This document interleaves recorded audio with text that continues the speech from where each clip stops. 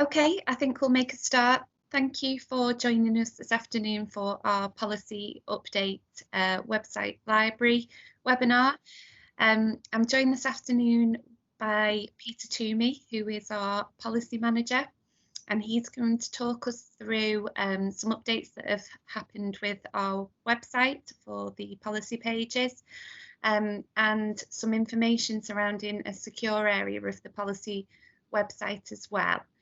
If I can ask that you remain on mute, there will be an opportunity for some questions at the end of the session. Alternatively, you can use the chat function at the top of the screen to type your questions in there, and we will come round to them at the end of the session.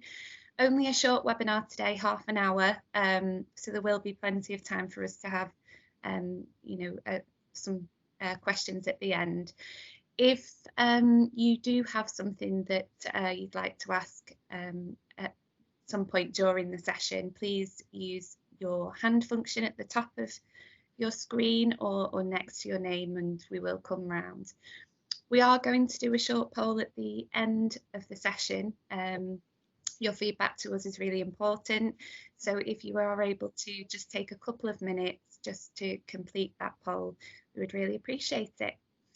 So I will pass you now over to Peter Toomey, and he will walk you through the changes to our policy web pages.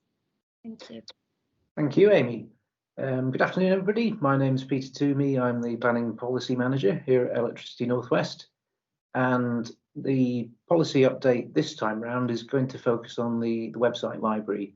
So this is the bit of the website where we keep all the technical policy documents, codes of practice, EPDs and so on. So just going to talk you through basic access and a few changes that we've been making to the website. So it's going to cover, first of all, basic navigation to find the library. Then look at a couple of new things. The library index, we've tried to improve the index to make things a bit simpler to find, and also the structure of the library simplified.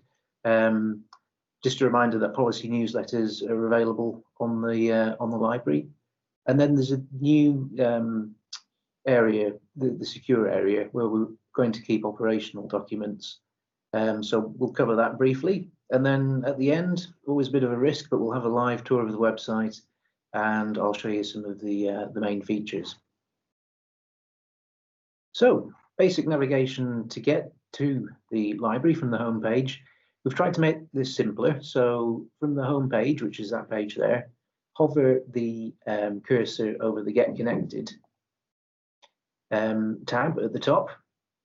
If you hover it, you then get that screen appearing. Then down towards the bottom, you'll see G81 policy. Click on that, and then that takes you straight to the library. So it's literally a hover and a click takes you to the library from the home page, which is simpler than it used to be.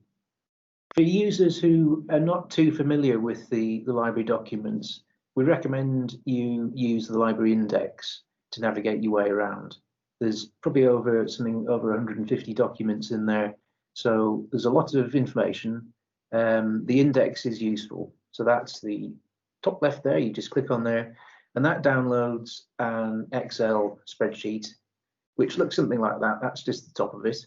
So you can see it's arranged into 8 categories: administration, plant and equipment, planning and design, and so on. And we're hoping that these are fairly intuitive. So if you're interested in any sort of design documentation, anything to do with, say, earthing, planning and design is the sort of area that you go to, and so on. So beneath that, that's just an extract. It's got the administration and the top few policy and plant and equipment. There's a comprehensive list of all the documents in the library. So the library itself just looks like that. If you click on any of those boxes, it will take you to that category with all the relevant policy underneath it. Just a reminder that newsletters, we issue newsletters every time there's a round of document approvals, updates and new policies. Those can also be found in the library. So that's the current newsletter plus ones going back probably 3 or 4 years. So that's quite a useful thing to know. Secure area, this is something which is new. The operational policy that we have, it's important that we get updates out to users in real time. So to be able to do that, we need a list of users. With the current arrangement of open access, we don't have any way of knowing who's using those documents. So we have decided to put them into the secure area. In order to get into the secure area, you need to request a login. It's very simple. To request that, you would actually just tick the box to the right of the red circle there. All you need to submit is your name, company, and email address. And then within a couple of days, we'll come back to you with the logon for that. But that just gives us an email so that we can notify you if there's any updates to operational policy. Final thing on navigating around the website, the search facility for the website as a whole is a very powerful way of finding policy documents if you don't know the policy number or the particular policy title. So if you're looking for something quite specific, you can type that into the top right of the home page, and it will bring you a set of matches. And very often you'll find that that brings back the policy that you're looking for. So that's always a useful tool if you don't know which policy document specifically you need. So I'm going to have a bit of a tour of the library now, and to sort of give it a bit of structure, we thought if, as an example, an ICP has to design a new substation for adoption by ENW, just thinking about some of the policy you'd need to undertake that design and construction. So design policy, probably talking about things like HV network design, possibly earthing. Where would you find that? Approved materials and equipment. So what ring main units, for example, could you use? What cables? Cable installation itself. Practices for cable installation, the specification for that, where would you find that? And then something perhaps like system amendment process. You don't know how to undertake that. Where do you find the policy that covers that particular aspect? So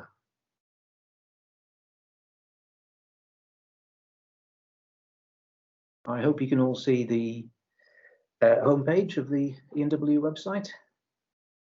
Yes, we can, Peter. Good, thank you, Amy. So go to hover over Get Connected, and then just come down to G81 policy. And that's the first page I talked about. So there's the index. If I wanted to download the library index with all the policy in, just click on there. Secure area, once you get set up with the password, that's how you get into that one. Policy newsletters is there. Approved materials and equipment, that's the comprehensive list. That includes everything really, overhead equipment, protection relays, switchgear, cables, everything. And then there's the library itself of all the documents. So thinking back to our example, wanting to design and install a unit substation for adoption by ENW, first step is to do the design.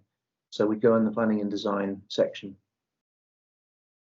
And here are all the planning and design documents that not ordered in any particular way. They're just all within a folder, so you will need to scroll through to try and find the ones you're after. All the G81 documents are there, so that's the G81 is the requirement we have to publish approved equipment and material. So you could, for example, look at 2, which is low voltage for housing estates. 287, ES287, multi-occupancy buildings. 350, which is protection, if you have to consider protection design. If you're doing a 33 kV connection, EPD 281. So they're all in there. Code of practice 331, protection of LV mains and feeders. So they're all there for you to use. If we just go back to the policy library, and you can see, following on from that, what you might need to use. So again, cables, specification for cables, and so on. If you remember, I mentioned that search facility. So if you really just don't know what policy document or reference number you need, and in this case we were thinking about system amendment,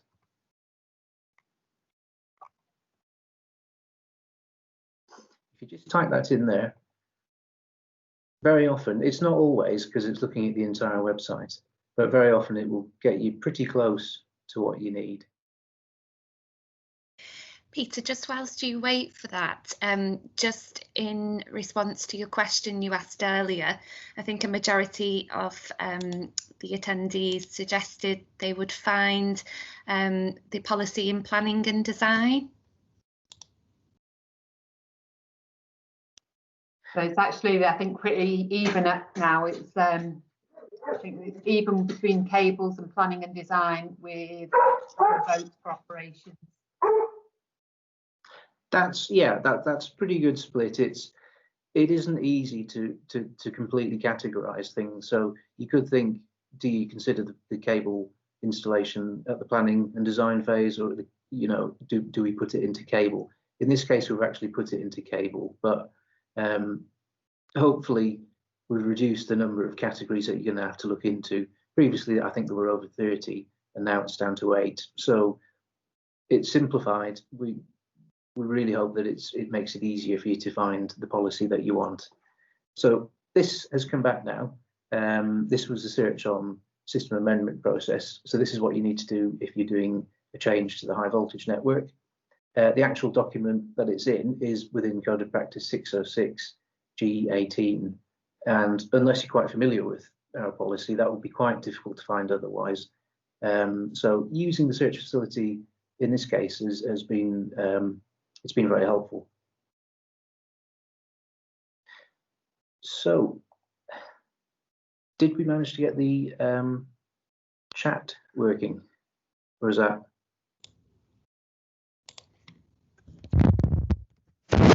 Yes, we did, Peter. Yeah. Okay.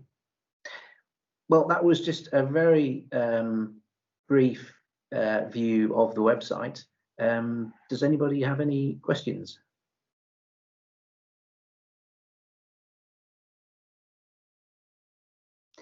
Hi Peter, this is Paul Walton. I don't know if you can hear me. Yeah, I can, Paul, yeah. Yeah, the section where you have to log in, what documents will be stored in there and when will they become active? Because all I can find in there at present is the long-term delivery statement. Yeah, it's going to be the operational document. So that's Code of Practice 606, what we call the craft manuals. So that's a linesman's manuals, Code of Practice 430, jointing manuals, Code of Practice 411.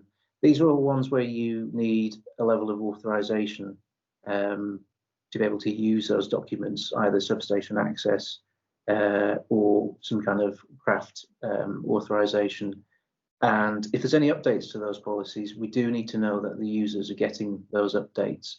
The plan is to go live in January, 1st of January.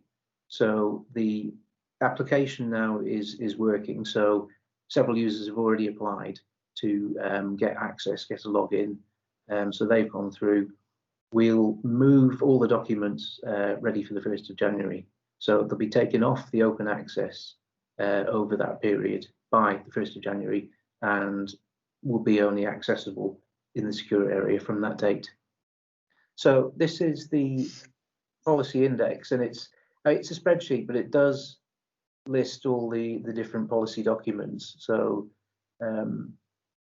it's a big list in effect, but once you begin getting familiar with the documents you need, you could highlight them, or you could just become more familiar with it. I do appreciate what you're saying, Paul, that you get used to the structure of something.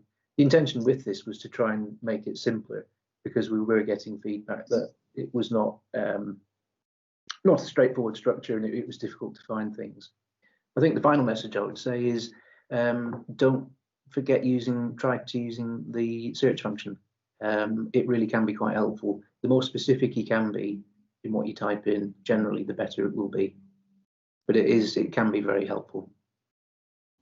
Well, just a final note from me. Thank you for attending today. Like I said earlier on, if there are any questions in terms of the policy web pages, we're more than happy to help, either myself, who's contactable at ICE@ENWL, and I will pass the message on to Peter, or to Peter, and we'll certainly come back to you if there's something that we haven't covered today or you would like to discuss offline. And in the meantime, I will send out the documents with the link through to where the G81 policy page is. And if you do require access to the secure area, please just complete the request form. And as Peter suggested, that will become live from January, where all the policies will move over into that secure area if you are able to do that prior to January. And thank you for your time today.